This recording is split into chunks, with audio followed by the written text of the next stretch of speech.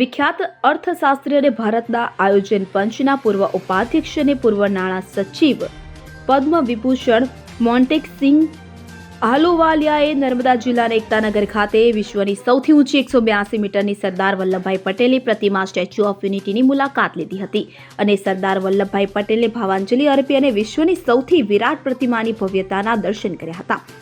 મુલાકાત વેળાએ પ્રતિમાના નિર્માણ અંગેની એક ફિલ્મનું નિદર્શન પણ તેઓએ કર્યું હતું. સ્ટેચ્યુ પરિસર સ્થિત પ્રદર્શન કક્ષની તેમણે મુલાકાત લીધી હતી કે જ્યાં ભારતની સ્વતંત્રતા ગાથા ગુલામીથી સ્વાતંત્ર્ય સુધીની સફર, ભારતની એકતા માટે લોખંડી પુરુષ સરદાર વલ્લભભાઈ પટેલના સંઘર્ષ અને યોગદાન અંગે માહિતગાર થયા હતા.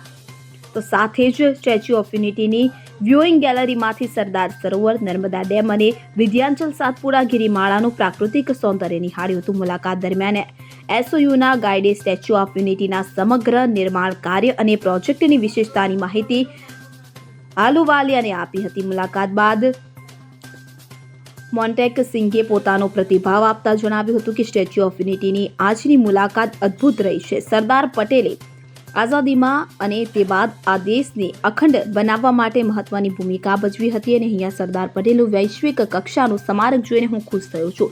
પ્રદર્શન કક્ષમાં સરદાર પટેલની ભૂમિકા ખૂબ જ ઉત્તમ રીતે વર્ણવી છે. આ પ્રોજેક્ટમાં સામેલ થયેલા તમામને હું અભિનંદન આપું છું. સ્ટેચ્યુ ઓફ યુનિટી વિસ્તાર વિકાસ અને પ્રવાસન નિયમન સત્તામંડળના નાયબ વન સંરક્ષક અગ્નિશ્વર વ્યાસે મોન્ટેકસિંઘ આહલુવાલિયાને સ્ટેચ્યુ ઓફ યુનિટીની પ્રતિકૃતિ અને કોફી ટેબલ બુક ભેટમાં આપી હતી. Well, we've had a wonderful visit to this statue.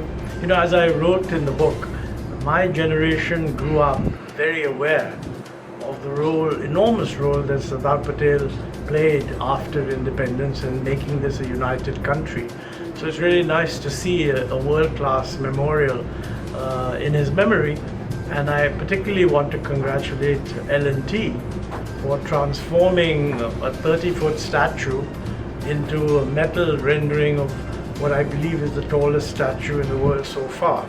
I think it's an excellent job, and the historical introductions through the various galleries of the role that Sardar Patel played is actually very fascinating, and I'm sure that it will spread the message wide.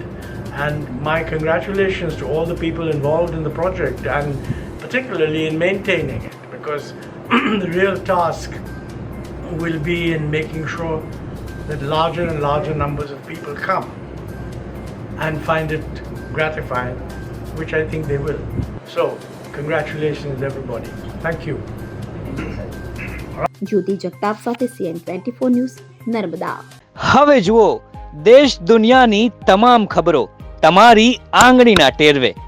ઉઠાવો mobile અને Google play store પરથી download કરો અમારી CN24 news mobile app.